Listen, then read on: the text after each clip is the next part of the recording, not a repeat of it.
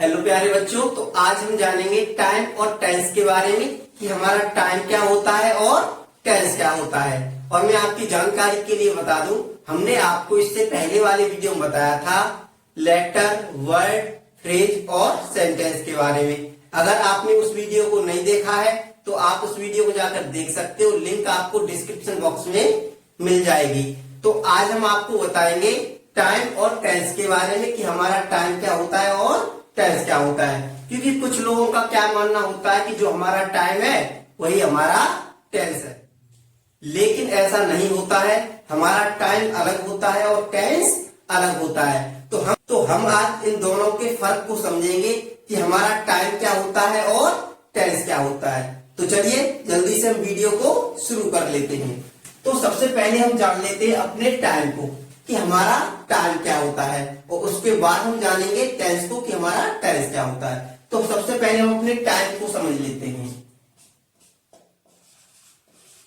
तो अगर मैं अपने टाइम की बात करूं बच्चों, तो जो टाइम है ये क्या है? तो टाइम होता है हमारा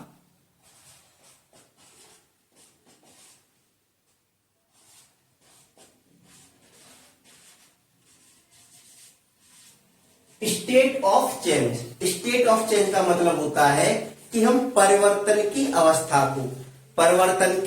अवस्था को टाइम कहते हैं। क्या कहते हैं? टाइम। जैसे मान लीजिए किसी भी चीज में अगर कोई परिवर्तन होता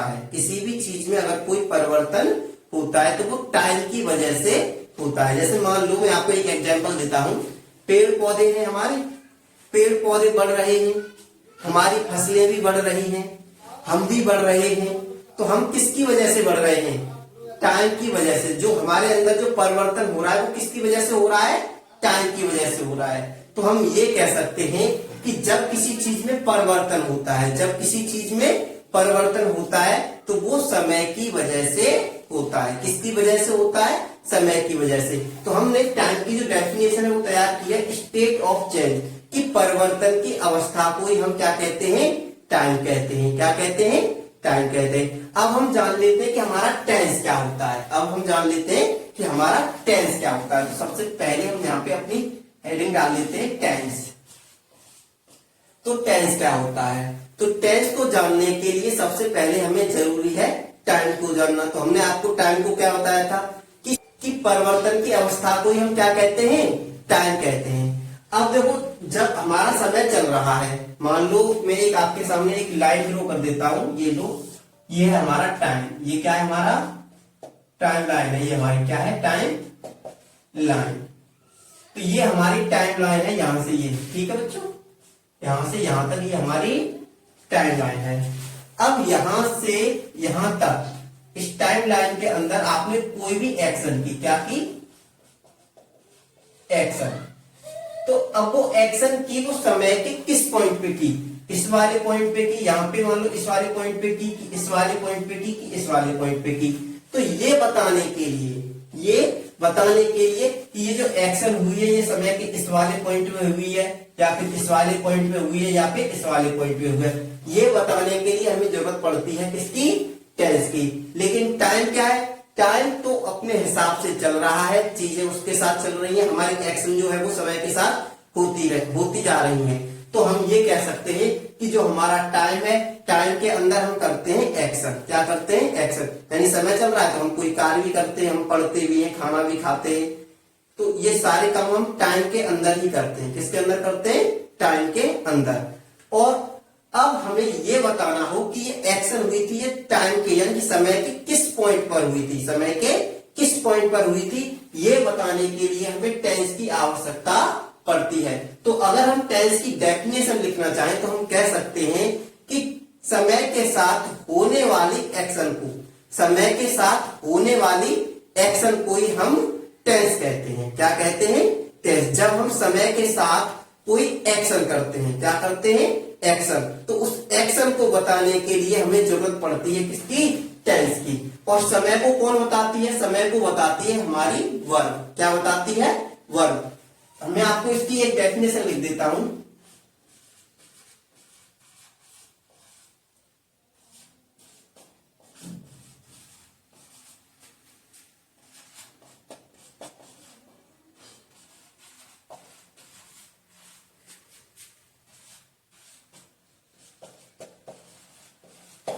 देखो मैंने आपके सामने टेंस की डेफिनेशन लिखी है, change of verb with change of time.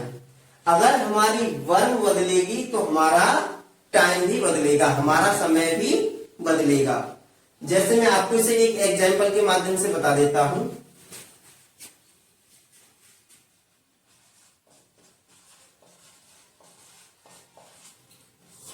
Example को देने से पहले मैं आपको एक बात बताना चाहूंगा। मैंने आपको वर्ब के बारे में बताया था, इससे पहले वाली वीडियो में मैंने आपको वर्ब के बारे में बताया था। अगर आपने उस वीडियो को नहीं देखा है तो आप उस वीडियो को जाकर देखिए, जिससे कि ये वाला वीडियो आपको और भी बेहतर तरीके से समझ में आ सके। तो मैंने आपको वहां पे बताया था कि जो हमारी वर्ब है, क्या है, वर्ब है, ये दो प्रकार की होती है। कितने प्रकार की होती है? दो प्रकार की। एक होती है हमारी हेल्पिंग वर्ब,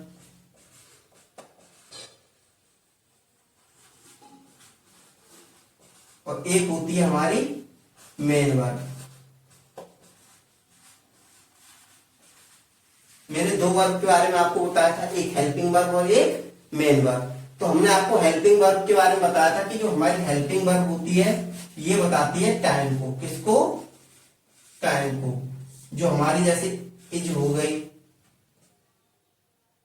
आर हो गई, am, was, were, do, did, ये सब की सब क्या है? हमारी वर्ब है। और ये हमें किसकी जानकारी देती है? टाइम की जानकारी देती है। और जो हमारी मेन वर्ब होती है ये हमें एक्शन के बारे में बताते हैं। किसके बारे में? एक्शन के बारे में। तो हम कह सकते हैं कि जब हम समय के साथ कोई एक्शन कर देते हैं, समय के साथ जब हम कोई एक्शन कर देते हैं तो उस एक्शन को बताने के लिए हमें किसकी जरूरत पड़ती है? टेंस की जरूरत पड़ती है। तो हमारी जो हेल्पिंग वर्ब होती है वो टाइम को बताती है, और मेन वर्ब होती है वो हमें एक्शन के बारे में बताती है। तो हमें अब क्या करना है कि जो हमारा टाइम है, उस टाइम पर जो एक्शन हुई है, उस टाइम पर जो एक्शन हुई है उसको बताने के लिए हमें टेंस की जरूरत पड़ेगी।